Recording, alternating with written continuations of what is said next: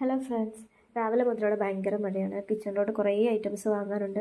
അപ്പോൾ അതുകൊണ്ട് ഇങ്ങനെ രാവിലെ പോകാനിരുന്നിരുന്ന മഴയായി, ഉച്ചയായി, പിന്നെ അന്നേരം വൈകുന്നേരം ആയപ്പോഴാണ് പോയത്.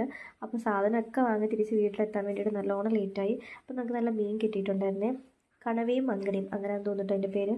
അപ്പോൾ അത് രണ്ടും കിട്ടി. പിന്നെ മുട്ട വാങ്ങി. ഇവിടെ മുട്ടയ്ക്ക് ഭയങ്കര ചിലവേണ്ടത്, കുറച്ച് കൂടുതൽ വാങ്ങിയിട്ടുണ്ടായിരുന്നു. പിന്നെ പച്ചക്കറി നമ്മൾ കിറ്റായിട്ടാണ് വാങ്ങി, അപ്പോൾ ഒരുപാട് സാധനം കിട്ടുമല്ലോ.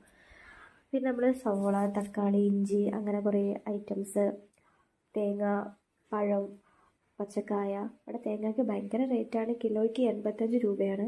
4 തേങ്ങ വാങ്ങിയപ്പോഴത്തേന് തന്നെ 200 രൂപ ആയിട്ടുണ്ട്. പിന്നെ കപ്പ വാങ്ങിയിട്ടുണ്ടായിരുന്നു. പിന്നെ മധുരക്കിഴങ്ങ് വാങ്ങി. അങ്ങനെ കുറച്ച് ഐറ്റംസ്, ബ്രെഡ്, ചുമന്ന പഴം, അങ്ങനെ കുറേ ഐറ്റംസൊക്കെ വാങ്ങി. പിന്നെ ഇതെല്ലാം ഒന്ന് എടുത്ത് വെച്ച് കഴിഞ്ഞപ്പോഴത്തേന് പിന്നെ ഒന്നും ഉണ്ടാക്കാൻ തോന്നിയിട്ടില്ല. അപ്പോൾ പെട്ടെന്ന് എന്തെങ്കിലുമൊക്കെ ഒന്ന് ഉണ്ടാക്കി കഴിക്കാമെന്ന് വിചാരിച്ചു. എന്തെങ്കിലുമൊക്കെ കഴിച്ചിട്ട് കിടക്കണമല്ലോ. അപ്പോൾ ഞാൻ വിചാരിച്ചു മുട്ട ഒന്ന് പുഴുങ്ങാൻ. പ്രഷർ കുക്കറിലാവുമ്പോഴത്തേന് വേഗം ആ പണിയും കഴിയും.